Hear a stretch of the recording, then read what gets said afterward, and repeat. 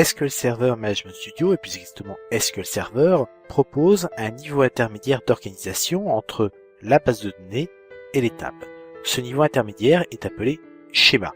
On voit par exemple ici que toutes les tables de la base GESCOM, notre base d'exemple, toutes ces tables sont créées dans un schéma unique qui se nomme DBO, et c'est pourquoi dans l'explorateur d'objets, le nom de ces tables est préfixé par le nom du schéma dans lequel elles sont créées.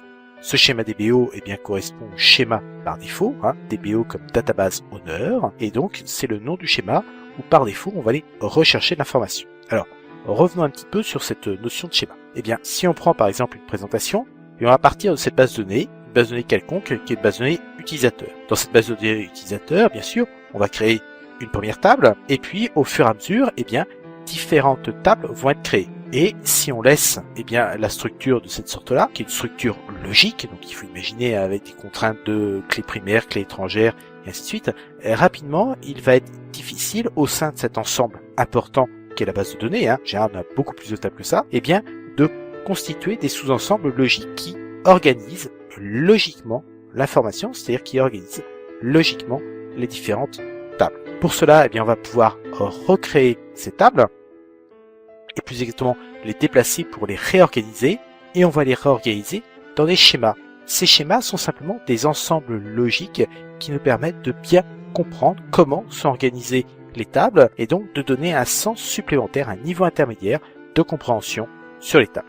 Alors, on va revenir dans Management Studio pour visualiser la création de ces schémas.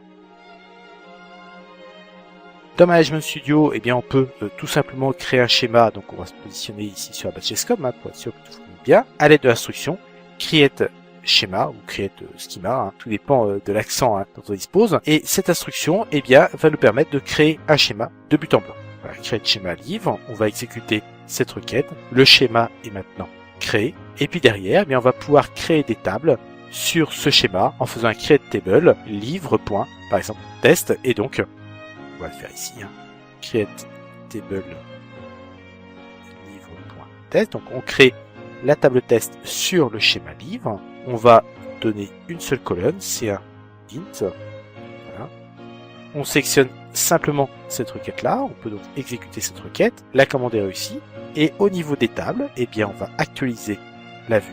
On se rend compte que la table test est créée dans le schéma livre. On se rend compte également que dans l'explorateur d'objets, les noms de tables sont organisés par ordre alphabétique par rapport au nom du schéma, nom de la table. Donc ça crée également une organisation plus facile à visualiser au niveau de l'explorateur d'objets.